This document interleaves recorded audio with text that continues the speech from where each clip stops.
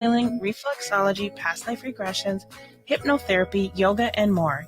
And if you're not sure where to start, the search feature on metamorphosisconnections.com is tailored to help both those who know what they are looking for and those who are just starting. Come explore the possibilities for your higher self by visiting metamorphosisconnections.com. Their experienced practitioners can guide both beginners and those that are already on their spiritual journey. That's metamorphosisconnection.com, your link to direct you on your spiritual transformation. Feeling like people just don't get the vibrant rainbow unicorn that is your celestial essence? Have you been wondering how you stepped into this infernal, mundane timeline full of muggles, NPCs, and toilet paper shortages? Here at Magus Books and Herbs, we get you, and are staffed with real-life unicorns just waiting to help you rediscover your shine. So come explore your magical side with books, herbs, incense classes, and more at 1848 Central Avenue Northeast in Minneapolis or online at magusbooks.com. Ghost Stories and Beyond returns to Billy's Bar and Grill in Anoka November 1st at 6:30 p.m. Join Char Savoy and myself, Greg Bakken, as we host our special guest, artist Nicholas Harper, the owner of Rogue Buddha Gallery in Minneapolis. His paintings are haunting and beautiful. Come out and see some of his work and understand his artistic process. It's $10 a ticket to join in, and we'll see you on November 1st at 6:30 p.m. at Billy's in Anoka.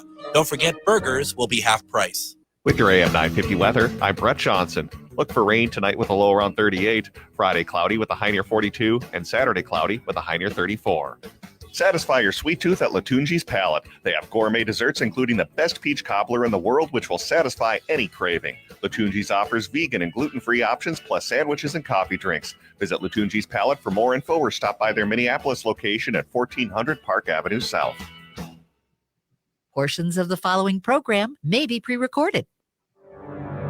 The views expressed and the opinions given by the individual host, guest, random reptoid, or chupacabra may not necessarily reflect those of AM 950 Radio, its affiliates, or its sponsors. Now, it's time to step into the unknown.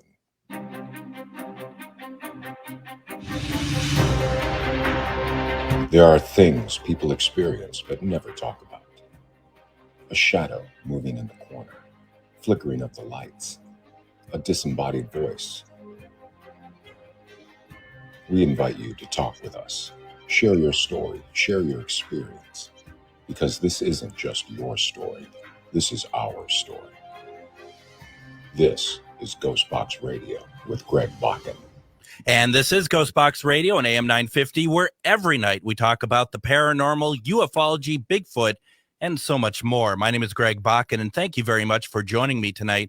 I think the big news that we need to start with tonight is the return of Adam, who, the reports of his death has been very much untrue. And I guess that memorial episode we did was a complete waste of time, but that's okay. It's great to have you back. Thank you. My latest bout with Captain Trips is done with, and thank you for the Andy Kaufman send-off. And you're very welcome. And Hazelton just said, don't come back. So, I wasn't supposed to say that. Oh, my gosh. No. I know there's a HIPAA thing. I don't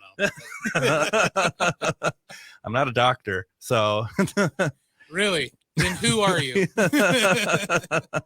So you're back. I mean, but you've been better for a while though, right? I mean, it's not like you just like today you're feeling good. No, I was feeling pretty good last week, but I wanted to get that sense of smell and taste back before I kind of ventured out into the public. Did that linger? For up until like Sunday or Monday, I finally got really that late into it, because it's been about 3 weeks now, hasn't it? Yeah, and I finally got it back, and it's nice to actually be able to smell things again, taste things again. Haven't lost the will to live, pretty much. Yeah. And I gotta say that last time I had COVID back in 2020, anything like orange, pineapple, anything like that tasted gross. This time, none of my tastes have changed yet. Okay. Or at least I haven't tried anything that now is, tastes gross. The last time you and I spoke, or the last time we saw each other, was at the movie theater for Exorcist Believer. Yeah. And so we've never talked about it. No. So maybe let's talk about it tomorrow. Okay. A little bit. Yeah, because my daughter just watched the first Exorcist this evening before coming in. That'll be very interesting. One of the great horror films of all time. Oh, I think so. And that's a perfect segue because well, yes and no, because I'm going to take us back a little before to 1973, but still, it's a fantastic conversation, and as we are edging towards Halloween, I think it's worthwhile having these conversations. If you may remember, last week we had a conversation with Bill Evenson, and we talked about the Universal films, mainly Frankenstein. But I wanted to bring on a friend of mine who is also an accomplished author, and has done a lot of amazing things. And amongst them, he's written 2 volumes of a book called Silver Screen. The first volume is 40 Classic Horror Movies, Volume 1 from 1920 to 1941. Anybody who knows me, I'm not a big fan of films with gore. I'm not a fan of, like chainsaws dismembering people. It's not my thing. So what I really wanted to do was talk about the type of movies that I think are fantastic. That's why we had Bill on, but that's why tonight we're going to have on here Stephen Warren Hill. And I really wanted to have this conversation for a while. So Stephen, welcome to Ghostbox Radio. Thank you, Greg. Hi. Hi, how are you doing tonight? I'm pretty good. Thank you for inviting me. Oh, I'm very happy to be talking about this. And, the thing is, like I said, I kind of see you as a kind of a creature of media. You are somebody who you collect the media. I mean, I do as well, but not on your level. You watch it, you enjoy it, you surround yourself with it. And I have your book, which is pretty much unavailable at the moment. But I love these films from like literally this period of time, 1920 to 1941. Do you have a favorite era of these type of films? Well, broadly speaking, 30s and 40s. Yeah. Yeah. The thing, I mean, did you get going watching and falling in love with these with like Saturday, like television matinees, that sort of thing? I mean, is that kind of where you started with that? Yeah, pretty much that. And in Chicago, we had Creature Features on Channel 32. And, they were, when I was a little kid, they were showing the classics. So, you would see Dracula or Frankenstein or the Wolfman, rather than the kind of stuff you would get on a Saturday afternoon on an even lesser UHF channel, which would be, a dubbed Japanese movie or something like that. That might have been a really good movie, but even so, it wasn't as highly regarded as a movie like Frankenstein. I find it, you think back, and it's funny how I don't know if you ever would have thought, and I certainly never would have thought, that we have so many of these movies, as long as they exist, that they are kind of at our fingertips, especially if you're a collector. But there is something that is still so magical about not having control over it, but having those Saturday features, or even like Svengoolie now, that there is still something where, we just sit back and we let someone else drive our viewing experience. And there's something, I think there's something really magical about that. I think, younger people, they have all of this at their fingertips, more or less, right? Mm-hmm. I want to see the Wolfman. You can probably find it within 5 minutes to watch it. Yeah. Whereas when we were kids, we would get the TV guide listings and we would go through the TV book and circle the things that we wanted to watch. And then you had to be there in front of the TV. Right. Right then at that time to watch it. And, sometimes you had to wait years before you could see something. Absolutely. And that was the fun part. Now, and we're going to get into the book here, but, you kind of make me think about something there.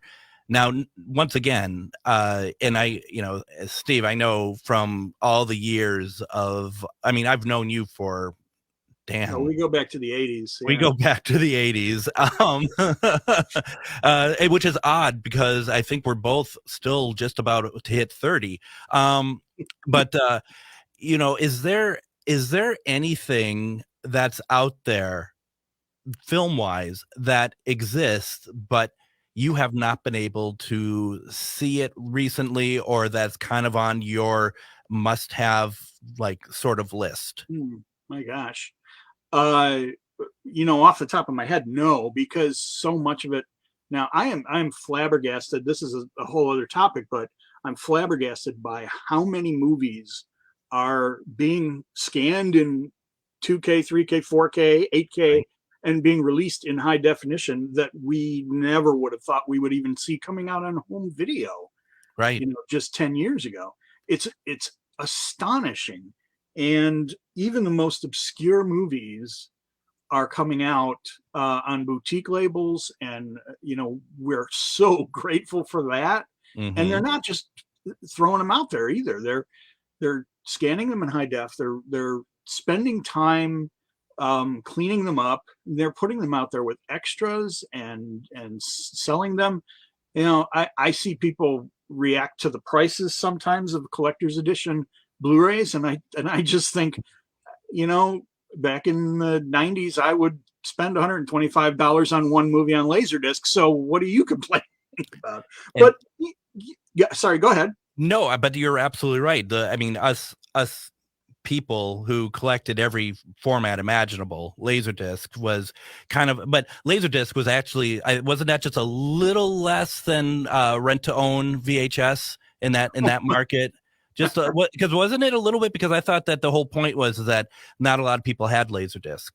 Well, not a lot of people had Laserdisc, but definitely better picture than VHS. Yeah. And for a long time, it was the only way you could get anything in widescreen if you wanted it in widescreen. With commentaries and stuff, yeah. Yeah. Criterion started that too, so.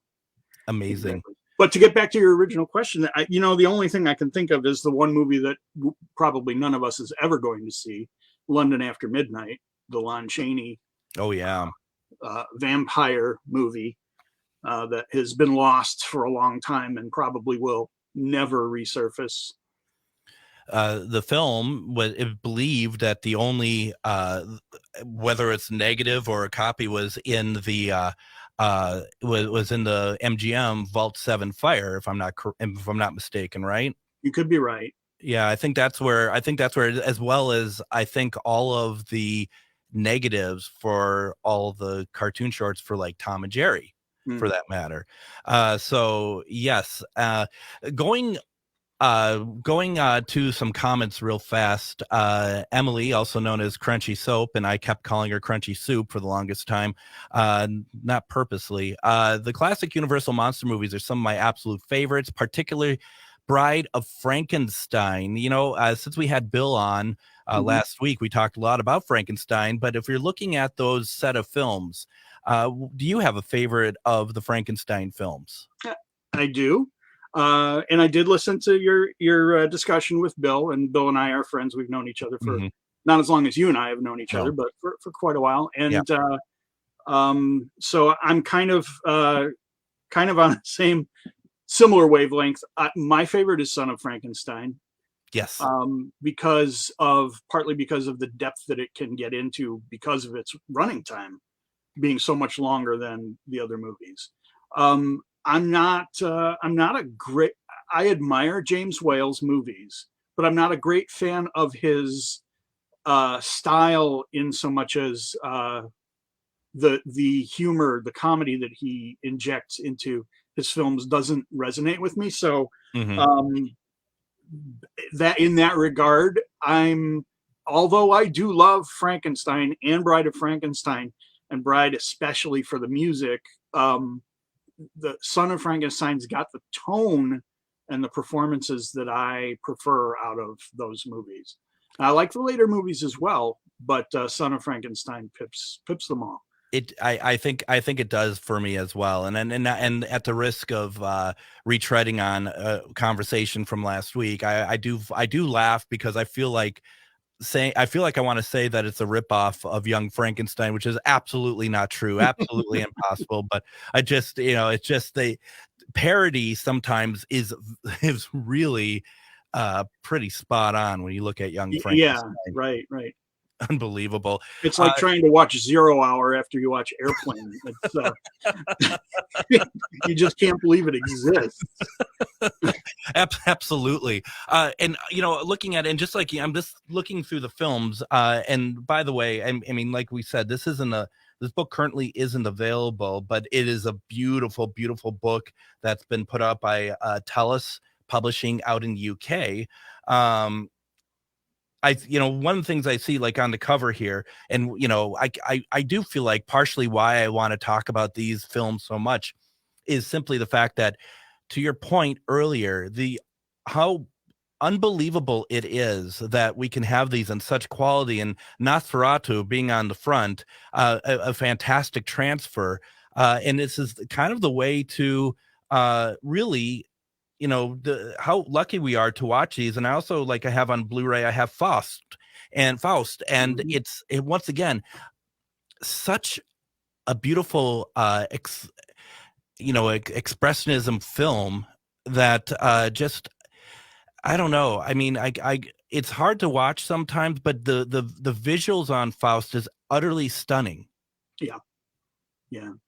The shot that takes you across the landscape all the way from the shout or the scream is an amazing shot. And I did, when this book came out initially, I did a promo video, a commercial for it. You can find it on YouTube. Sure. And I put clips of all the movies in, and that was the clip from Faust. One of the clips that I chose from Faust was him looming over the village in his cloak, right? At the beginning of the film, right? That's one of the shots that I got the most questions about. What is that from? Yeah. Because it's not a familiar movie to most people. No. Even among people who watch a lot of silent films, they're more likely to be familiar with Nosferatu and not familiar with Faust. Absolutely. No, absolutely. Why don't we do this, Stephen? Let's go ahead. Let's take our first break, because I want to get into some discussions about silent films.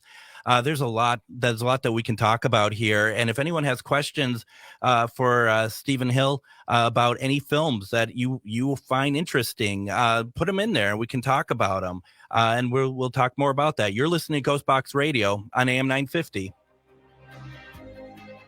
This Halloween, visit and investigate one of the most haunted houses in Minnesota, the Boyd House, located in Boyd, Minnesota, just 2 hours southwest of the Twin Cities. Other people who have investigated the house heard audible, disembodied voices, seen shadows and apparitions, and so much more. Book your overnight investigation at BoydHouse217.com. No need for a hotel. You could stay in the house if you dare. Hello, I'm Jody, also known as Witch Jody on social media. I opened Midwest Witchery and Healing in historic Stillwater because as a nurse, I love to help others. When you come and visit Midwest Witchery and Healing, you will find everything from divination and magical services, classes to ritual tools, jewelries, handcrafted candles, witchy gear, and much more. My store is a safe environment for all on their own unique path. Look for the purple door. Find out more at MidwestWitcheryHealing.com.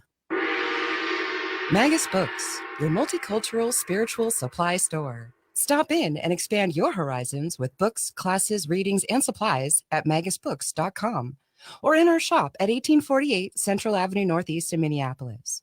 From the best incense to beautiful statues, we have supplies and books for your spiritual explorations. Come in and chat with our knowledgeable staff and get what you need for your next adventure, whether you're fighting ghosts or opening your third eye. Check us out today at magusbooks.com. Ghost Stories and Beyond returns to Billy's Bar and Grill in Anoka November 1st at 6:30 p.m. Join Char Savoy and myself, Greg Bakken, as we host our special guest, artist Nicholas Harper, the owner of Rogue Buddha Gallery in Minneapolis. His paintings are haunting and beautiful. Come out and see some of his work and understand his artistic process. It's $10 a ticket to join in, and we'll see you on November 1st at 6:30 p.m. at Billy's in Anoka. Don't forget, burgers will be half price.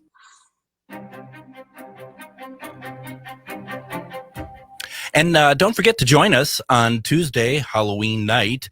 We're doing a very special 3-hour episode of Ghostbox Radio, and we're doing it live from Stillwater, Minnesota, where the building that Midwest Witchery and Healing is located, and it's going to be part radio show, part paranormal investigation. We're going to be breaking away. We have people in different parts of the building that we're going to be doing all sorts of different sort of paranormal investigations with, and then we're going to be bringing on some people to just have some nice Halloween conversations. So it's really something to look forward to. We've not done this before, but we are very excited to do so.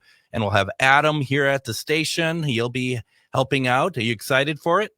Yep, I'll be captaining this 3-hour tour on the SS Minnow that is AM 950, and hopefully we get rescued at the end of it. Haunted AM 950. You'll be here by yourself, I know. And honestly, I am thinking about bringing my RIM pod and putting it back in the transmitter room where the lights have come on before, and I'm going to bring my recorder and set it on the steps where I've heard something coming up and down the steps, but nobody showed up. No, let's do it. I mean, 'tis the season. We got a couple of comments that I want to get to. First one is actually about Adam. Lynette asked the question, how come we can't see Adam? Is he invisible? And the answer to that is really, it's for your own protection. It really is, Lynette, that we don't showcase Adam. You ever see The Ring? Yeah, that's what happens when you see me after 5 days. Though, you could argue the point that seeing you is better than seeing me. So I mean, we work in radio. There's a reason why we look the way we do. We work in radio. So also, we've only got one camera. And we also got one camera. So so we got that. Now Emily also says, and this is more of a comment, when we're talking about the Frankenstein episode, she's like, shoot, I missed that conversation. My littlest has been going through sleep weirdness. Just as a reminder to everybody, you can find past episodes of this show on ghostboxradio.com. We have a lot of the shows there, so take a listen. Now to our guest, Stephen Warren Hill, who is very well knowledged about all these wonderful films, and for someone like myself who actually is friends with him on Facebook, and I see that you're watching like a movie a night or something like that, and then you're also going through your CD collections. You're like, I'm on the letter N right now, and and then also you also are owner of the largest Doctor Who online community, Gallifrey Base. Yeah. Do you do human things? Do you do stuff like what the rest of us do, or are you just kind of is your fingers like a USB and it's plugged into computers all the time, making sure that nothing goes wrong on these forums and stuff? Well, I have a really good staff for the forum. You do. They take care of it most of the time. You do.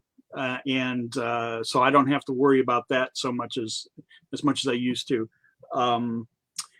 As far as I work from home, and I have a TV right here next to me, and I can usually have a movie on while I'm working. And I trade off between listening to music or watching movies. Ever since I started listening to albums, I've been keeping track of what albums I listen to, so I can tell you exactly how many times I've listened to whatever album you want to ask me about. And movies, I've been a little less careful about keeping track of, but I'm trying to keep track of now, and hence me posting about all the movies that I've watched since the last time I posted, and what ratings that I give them. Because sometimes I'm seeing movies for the first time still. Only because they're in the theater for the first time.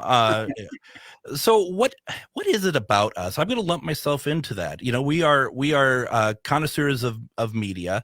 And I say that almost as if we're kind of separate from a lot of other people in that regard, because others can say, yeah, I watch a lot of stuff, but they don't understand. I mean, look at behind you. I mean, that's probably a very minuscule part. This is just what I've gotten in the last month or two. So. Exactly. No. Yeah. What is it about us that not only do we want to watch it, but we want to keep track of it as well? And that I got that. Yeah, I got that. This I just got today. That bless Warner Archive. Yes, very much. Yeah.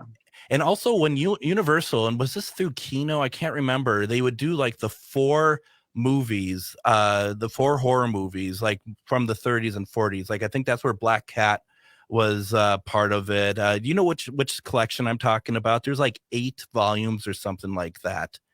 Oh, Shout Factory put those out. Shout. That's it. Yeah. Yeah. Universal Classic Horror Movies, Volume 1, 2, whatever. 3. Yeah. No, those are great transfers, great the film. lesser Universals, which are in some ways just as good as the other ones. Yeah. Totally. So yeah, we have all that. Now, Emily has a question. I think it's a really good question. Love your thought on this. She asked, do you think that the talkies took something away from older horror? Well, one of my favorite actors of all time is Lon Chaney. Yeah. Senior, I'm talking about. And he only did one talkie because he died too young, far too young. And in his case, the answer is yes, for sure, because his supreme talent came from being a silent film actor. I don't think he's as effective when you can hear him talking in the remake of The Unholy Three. And I don't think he would have continued being such a successful actor. He was such a big star at the time when he died. I've read accounts of how crowded, how many people were there for his service and everything. But I think we would have lost something with him moving into the talkies. However, the talkies really adjusted quickly and came into their own. People talk about how creaky Dracula is and Frankenstein, but then Bride of Frankenstein, we bring in Franz Waxman to do the score, and all of a sudden the movie kind of comes to life with music, and the whole thing coalesces into movies like, this really feels like a package. A whole ball of wonderfulness of movie that they really adapted quickly to make the sound movies and make the sound work for them rather than against them. And then that's really why you also have to watch those movies from 1930, 31, 32, very open-minded and kind of patient with how technically unskilled they seem to be in a lot of ways, because man, that must have been the toughest time to make a movie. 1929, 1930. Absolutely. And talked about it before, like Todd Browning doing Dracula. I mean, I think it's very stifled, but what shines through is Bela Lugosi. And if there was a silent film, we would have lost out on his dialogue, which he is very good at that. And it's interesting too that you have, Todd Browning with basically what looks like kind of looks like a silent film, and it's paced as a silent film, I think. And then James Whale, even Frankenstein is way different in direction and in pacing, and they're not that far apart at all as far as releases. Right. Yeah. So it is interesting, and you're right. I think you're absolutely right. I feel like that the learning curve was being picked up very, very, very quickly. And it was good to see that, obviously, like the makeup of Frankenstein is so it's so good, and it makes it good to know that, like, Lon Chaney, with the work that he done with makeup, that part was also progressing very quickly as well. Chaney definitely led everybody in makeup, and but Universal developed an incredible makeup department, and they did the job really well for a long time. They did. And, and maybe I'm just stuck in time myself, but I no matter what I've ever seen of Frankenstein post Universal films, never has hit that sort of like wonderment to me as those films, apart from the Munsters, I guess. But everything else, granted, they can't touch that design. They can't, no one else could ever go anywhere near it. But it just, everything that comes through, even like the Hammer stuff, is just like, they're just not, to me, they're just not as good. I have to agree with you. That it's just too iconic. You can't even come close to approaching it, because it's so cemented in people's minds as the look of the Frankenstein creation that you can't get away from it. And do you feel like we're missing a beat, or even Universal is missing a beat, that there isn't any way that they could bring back those designs, new type of films, reimagined, and create something and keep a franchise going? I just feel like that no one wants to attempt that. Obviously, there's a new Frankenstein in the works. Del Gormo, whatever. Del Toro. Del Toro. I knew that I was wrong, and I like, gosh, I'm a fraud. But still, I mean, that's going to be a very different sort of piece, obviously. But I want to see films. I guess I just want to see the films that have already been made. So I guess why don't I just watch those films then, right? I mean, honestly, really, what's the point? There are a lot of Universal Monster fans who really strongly wish for a revival of those classic creations on the big screen, but I just don't see how it can possibly work these days with the audiences expecting more rapid, fast-paced movie with a lot of action, and the attempts that they've made don't just, sometimes they're all right. The Wolfman with Benicio del Toro was okay. Some praise it very highly. The makeup was wonderful, but it just feels like you're taking something that should be slower paced and cramming it into 20 minutes of screen time, and then trying to expand around it. And I don't know if it'll ever work. I'd love for it to. I would love to see for a long time, I wished for after the 3 Mummy movies with Brendan Fraser, I wanted a movie where his character goes to the Amazon and finds the creature from the Black Lagoon. I thought that would have been wonderful, and Stephen Sommers could have pulled it off. But that series ended in some mild disappointment, and we never got another one of those. And let's not talk about Tom Cruise. I'm just about to. Okay, but you are absolutely right. I mean, that was always something like no one ever said that's the direction they're going to go. But I also thought, gosh, you could go anywhere with those characters, and it doesn't have to be the Mummy, which that to me kind of feels like the closest, because Emily in the comments also says, basically she says she would love to see what we're talking about, but she agrees that it wouldn't work. She feels the classic feel is just gone. I would say that those films got us closest to that, and I think that was the intention, as well as the homage to other 50s type films in that area. So yeah, Stephen Sommers' first Mummy movie, the one with Brendan Fraser, it surprised a lot of people. It surprised me. I was looking forward to it, but I didn't know what to expect. And what I got was really carefully done and very pleasing to most audiences. So, it was a winning situation. And if we could have gotten more like that, his character could have gone on. And then they tried to do Van Helsing, and kind of missed the mark. And it made me wish more that they could have stuck with Brendan Fraser's character and the team that they had built up, the ensemble cast from that movie.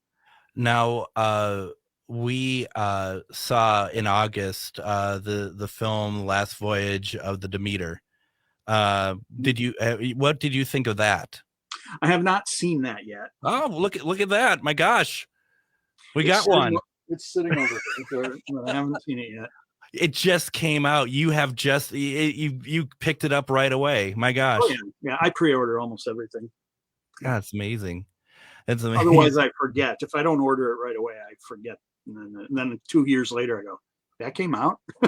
Right. Well, it'd be interesting to get your thoughts on it when you see it, because it's very interesting. And Adam, I did see, and we talked about it a bit a while back. But it's a very interesting play, as you know, very interesting film that's very much just a piece of the Dracula novel.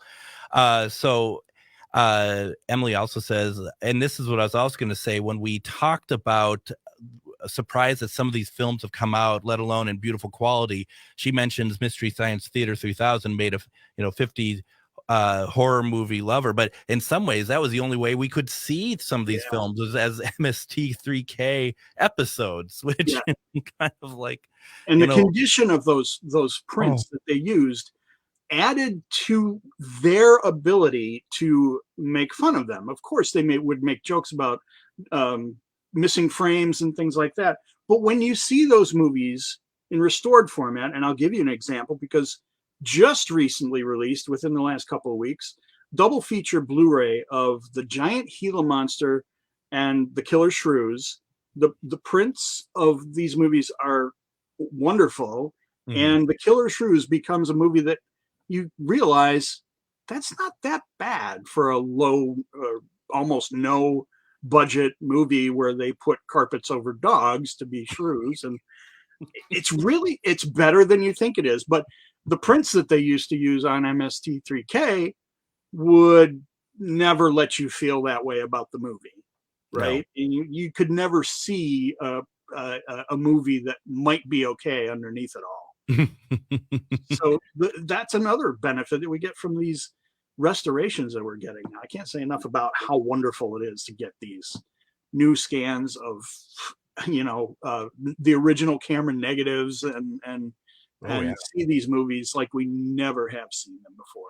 So you're never going to be one of those people who think that in some cases lesser quality for nostalgia's sake even is all right sometimes. And my case in point, and I hate to bring up this series, it's one that I don't know if you heard of, called Doctor Who, and it's sometimes I like to go back to the VHS recordings. I actually bought off of eBay a lot of about 20 off-air tapes from WQEX in Pittsburgh of Doctor Who. And I don't know if you know or not, Steve, that before each episode there was someone introducing the episode from the station.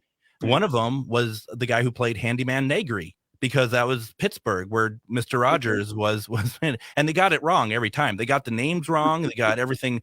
And when one of them, the female presenter, she had to explain the name of the device, the computer from Time Monster, which has a very questionable name, and she just look on her face was like, am I really having to say this on the air? That's but then you go into these kind of very low quality things. I guess that's nostalgia. You don't find that for any of the films at all, that you kind of miss some of the kind of the crustiness of some of these films? Well, I guess I feel like I spent enough time with the crusty old prints on the television prints that have been run through a telecine for years and are so beat up that you can barely follow what's going on. I think I've seen them all that way, and to see them the way they were meant to be seen is new.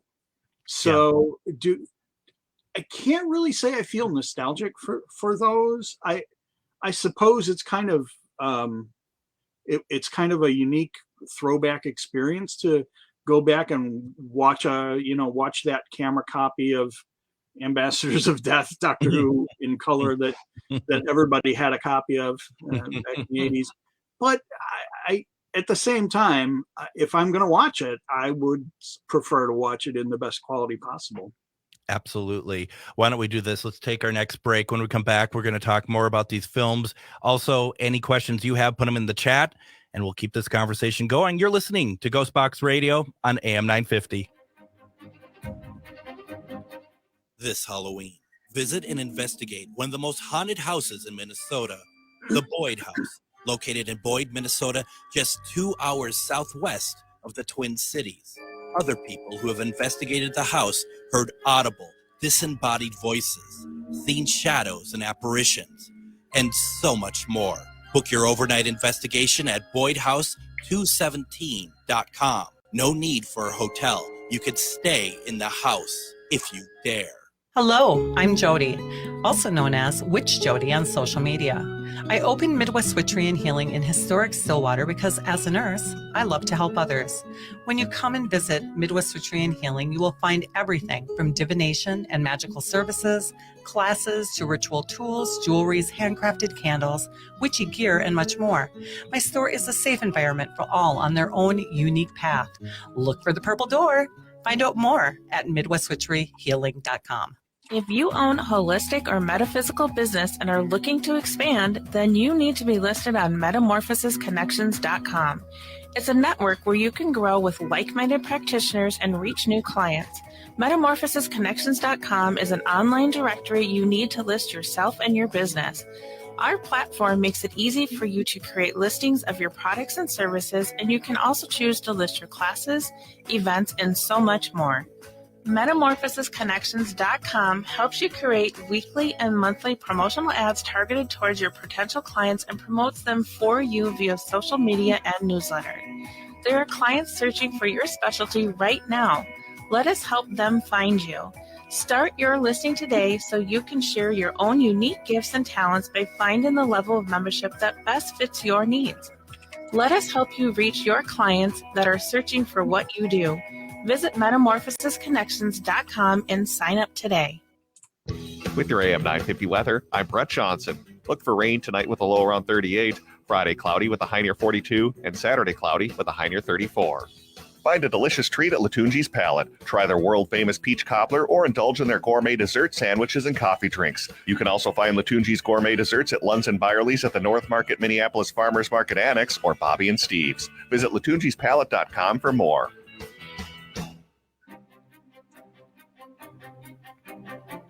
And join us tomorrow on Ghostbox Radio with Greg Bakken. It's going to be Casual Friday.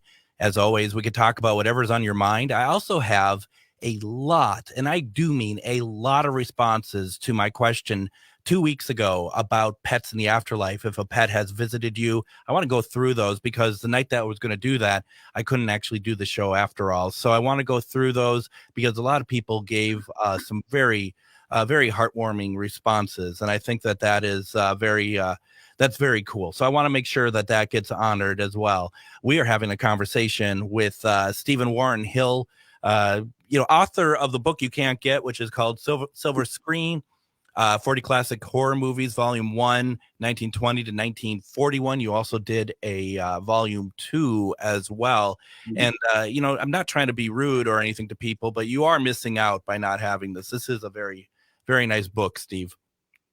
Thank you. I am hoping to get these books back into print. It was written as one book, but from the publisher tell us they advise we split it to two because the weight of shipping would make it more expensive if we did one volume alone than it would be to do two separate volumes. But I'm working on updating and correcting some errors in the books and getting them out. One of the things that I took time to do in these books was tell the reader what the best home video edition was at the time, and that's very, very outdated now. So, things like that are not necessary anymore. There's new information that's out there. So, update them some point in the future. That's my hope. Okay. Nope. That's fantastic.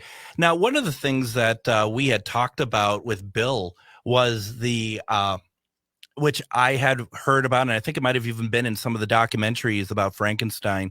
And I find it fascinating. It's one of the things I found really like the cultural difference between, 1931 and 2023 is the idea of that the look of the creature. Frankenstein's creature was so frightening to a lot of people that, that the whether it's urban legend or what, that people are fainting in the theater upon seeing it. What were you? What are your thoughts on that?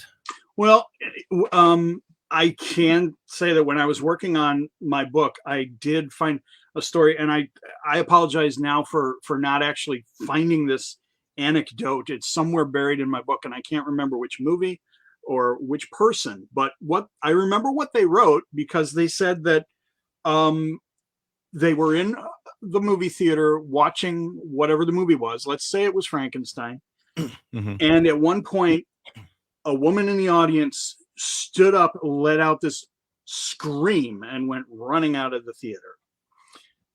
And I believe mentioned possibly also seeing other audience members swoon at points. Okay. Sure.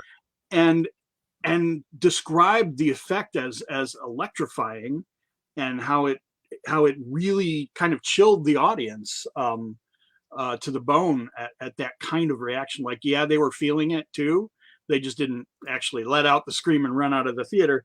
And how effective and memorable that was, until they returned to the theater a couple of weeks later and watched the same movie, and the same person got up at the same time in the movie and screamed and ran out of the theater. So did they actually do that, or was it all a gimmick? It's hard to say for sure, but I'm sure that sometimes it was all planned in advance.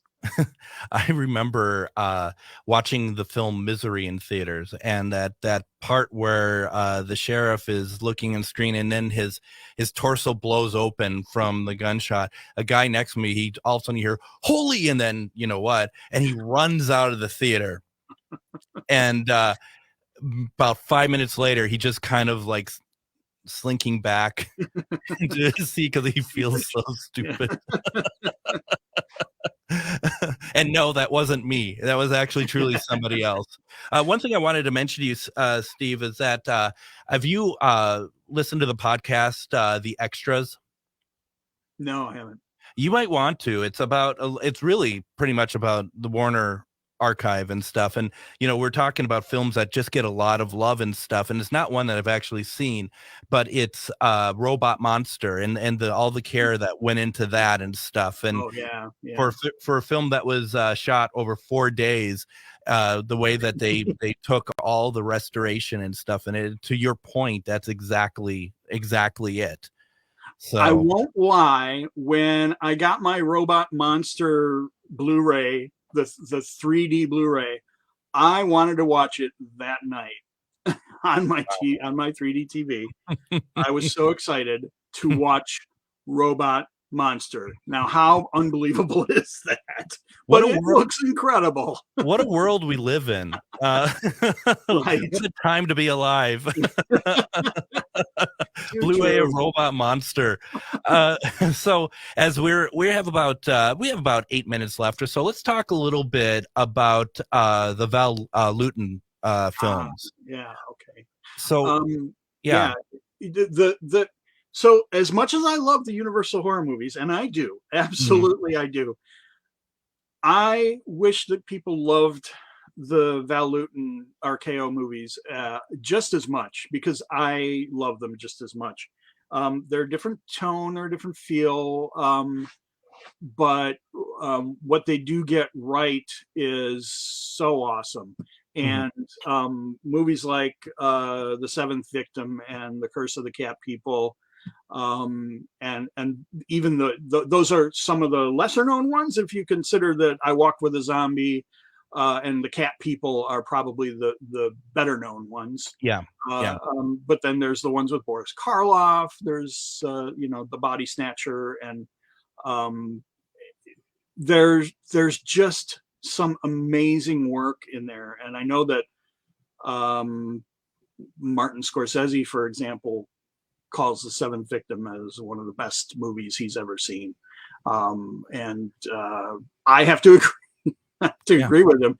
And I wish more people would see those movies and appreciate them as much as we seem to already appreciate all of the Universal classics, and the other studios too. I don't mean to slight the few Warner Brothers. So I just went to see a screening of Dr. X at a local theater, and Dr. X and Mystery of the Wax Museum, brand new 35 millimeter prints in color. So was it a digital presentation, or was it actually from film? Actual 35 millimeter print. Wow. Yeah. Wow. And they looked amazing. We Yeah. So I just, there's so many great movies out there. And we don't have to all focus on Bride of Frankenstein, for example, right? As Mhm. much as awesome as it is, and some people are seeing any of these movies for the first time, go further, dig further, check them all out. Well, and what's interesting about that too, when you mention that, when you're talking about that, these films are very, very good. They're not known as well. I always think about like the Max Fleischer, animations and stuff. Everyone looks at it from that period of time. They're looking at like Disney and stuff, but it's one of those same things where there's some really good things that's out there. You might have to dig a little bit more, but all these studios were doing things that experimental. I don't know if I like that word, but certainly doing things differently than the ones that we remember the most. If people want to find these films, are they easily available, or are there like a collection of them, or? Well, most of them, what I think of as available is Well, you go physical media. Oh yeah, no, absolutely. What so many people think of as available is, where can I stream it right now? Mhm. And I can't answer that question. I Yeah. know that there's a Universal horror channel on Freevee, and I know that right now a bunch of the Universal movies are on, I think, Amazon Prime for free, but they'll probably disappear after Halloween. True. And they're Universal movies, so whatever service does the Universal stuff, I can't keep Peacock up is running a bunch of those on a collection. Peacock has them. Yeah. Yeah. Yeah, Okay. that's right. Yeah. But What about physical the media, yeah. RKO ones though? Yeah. And that's the kind of thing that they're going to turn up on Turner Classic Movies, but I don't know if they're available for streaming anywhere. Almost all of them have come out on Blu-ray, not all of Okay. them. Unfortunately, The Seventh Victim has yet to come out on Blu-ray. And I think I Walked with a Zombie is rumored to be in the hands of Criterion Collection, so hopefully we'll see that someday, but it's not out yet. So yeah, most of these movies are out on Blu-ray in high definition in wonderful restored editions. And I understand that they cost money, but you're really getting value for your buck. I got to tell you that. It's so funny when you talked about the streaming were available. That actually never even occurred to me. That wasn't what I was asking. It was about the physical media, because like you, I'm a collector. So it's funny, if it's available on streaming, I'll still get the physical disc. Oh yeah. But I might watch it on streaming because I'm too lazy to go upstairs, or I'm too lazy to go in the other room and grab it. And but if I really want to watch high quality, good picture, and with extras, then obviously the disc. And that's should we be worried that will go away? That not only physical media, but because with that going away, it's probably more likely most extras are going to go away as well. Should we be worried? I think we shouldn't waste time being worried, because there's nothing we're going to be able to do about it. It's gonna happen. But there's been so much coming out recently, and believe me, folks, physical media is not dead yet. No. You would be amazed at how much is still coming out in better and bigger editions all the time. And to get the Universal's put out 2 separate collections of 4 of their classic horror movies on 4K. Yeah. And they look incredible. They do. And just a side note, for those of you watching the same movie on Blu-ray and on a 4K disc on the same television, they're not going to look too much different. But trust me, they really are different. They really are better. So go for the 4K. It's hard to explain that without getting too technical. But absolutely. No, absolutely. And for those who don't understand, there's a lot of videos on YouTube that will give you the comparisons as well, and you could really see I can really see some huge difference there for sure. And I don't know, as we have about a minute and a half left or so, I want to switch gears on you and talk really quickly about something that you're working on that's going to happen in November at the end of the month. For people who are Doctor Who fans, that you are part of a group that puts on a big Chicago Doctor Who convention every Thanksgiving weekend, Chicago TARDIS. That's coming up fast, but you all have a wonderful guest list this year. Yeah, we've got a lot of doctors coming. I'm looking forward to seeing director Rachel Talalay as a guest. Yeah. It's going to be Thanksgiving week. It's going to be the weekend of the Doctor Who's 60th anniversary, and we'll have a new episode that weekend, which is just mind-boggling. And I'm the program director for Chicago TARDIS, so you'll see me all weekend long up there. Yeah, absolutely. And to get tickets, go to chicagotardis.com, correct? Yes, that's right. That's going to be great. I've been to a number of them, and it's always so much fun to go there and see friends and stuff. So I'm hoping that everyone has a chance. And Minnesota is a hotbed for Doctor Who fans, so consider going out there, consider checking it out. It's a fantastic convention. Yeah, thank you. No, thank you very much. Stephen Hill, I hope that you come back and we can talk more movies sometimes. This is fun. We didn't even get to all the stuff we wanted to talk about. That's true. We could talk for a long, long, long, long time. and so we shall. Thank you very much for being part of the show. Tomorrow's Casual Friday. We're going to talk about pets in the afterlife. We're going to talk about Exorcist Believer and anything you want to talk to. Everyone have a fantastic night, and we'll see you tomorrow. Hey, Minnesota, it's your favorite sexy liberal. Join me and my fellow cohorts